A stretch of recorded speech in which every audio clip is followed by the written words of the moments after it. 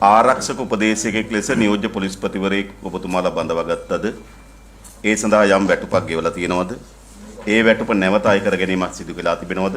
මේ පිළිබඳව ඔබතුමාලාගේ අදහස මොකද උනේ කියලා කියන්නේ? අපිට නම කිව්වොත් අපි හරියටම කියන්න මොකක්ද රාජකාරියේ දෙන නෑ රාජකාරී වෙන්න එක්කෙනෙකුටවත් අපි මේ බඳ කරේ නෑ මතුමා. 7-5ක්වත් ගෙවලුකුත් නෑ.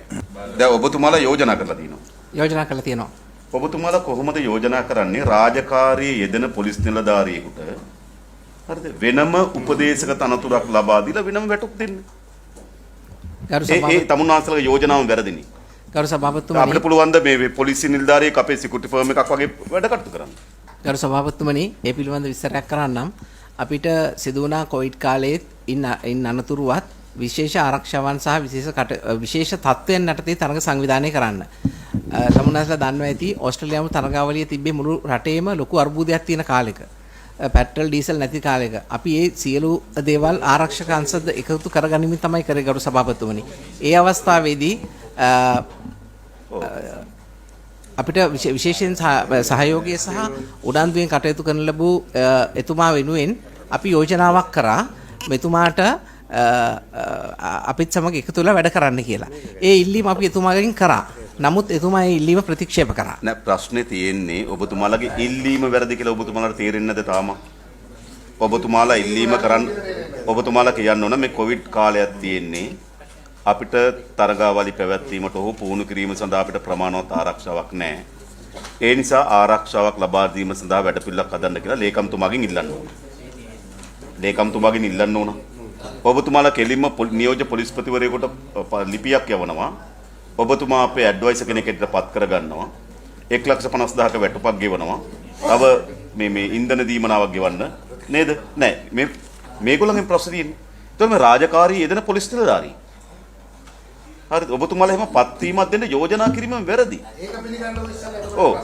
ගරු සභාපතිතුමනි ඒකටම දැන් මේ ඉල්ලීම කළ යුත්තේ ඒ අමාත්‍යංශ ලේකම්වරයාගේ. අපිට ඉල්ලන්න මේ රජයේ පොලිස් දෙපාර්තමේන්තුව. එහෙම ඊළ පස්සේ අමාත්‍යංශ ලේකම්වරයා කවුරු හරි තෝරලා ඒ නිර්දේශයක් දෙන්න ඕන. ඒ කියන්නේ දැන් මේක ඒ විතරක් නෙවෙයි. තමුන්නාන්සේලා පොලිස් නිලධාරියට යෝජනා කරනවා 1,50,000ක වැටුපක් දෙනවා කියලා.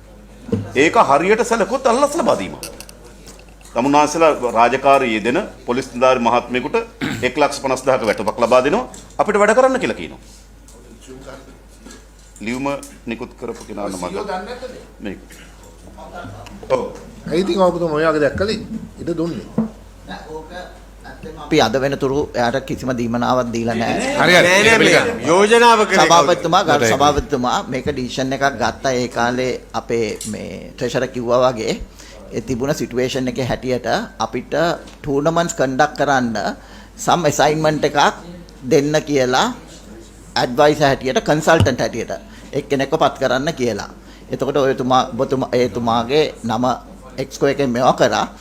අපි එතුමාට ඒ ලියුම දුන්නා. එතුමා ඒක පිළිගත්තේ නැහැ. එතුමා අපිට ලියුමක් එව්වා ඉස්සරහ කියලා. එතුමා ඒක පිළිගන්න බෑ. මොකද එයා මේ එයාගේ සුපීරියර්ස්ලව කන්ටැක්ට් කරලා මේ එයා ඒක කැමති නැහැ කියලා ඒක බාර ගන්න.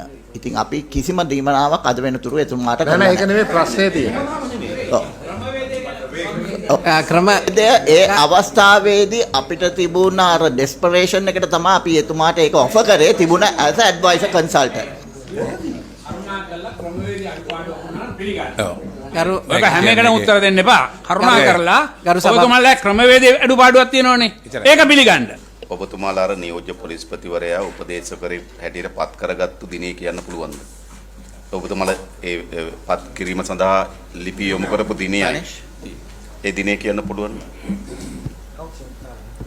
ඒ කියන්නේ කවදද ඔබතුමාලා බඳවා ගැනීම සඳහා නියම යවපු දිනේ? කවුද මොනවද ගන්න? පත් කරේ නෑ. මේ සභාපතිතුමා මම මෙහෙම කිව්වා 2021 ජූලි 30. හරිද? 2021 ජූලි මාසේ 30.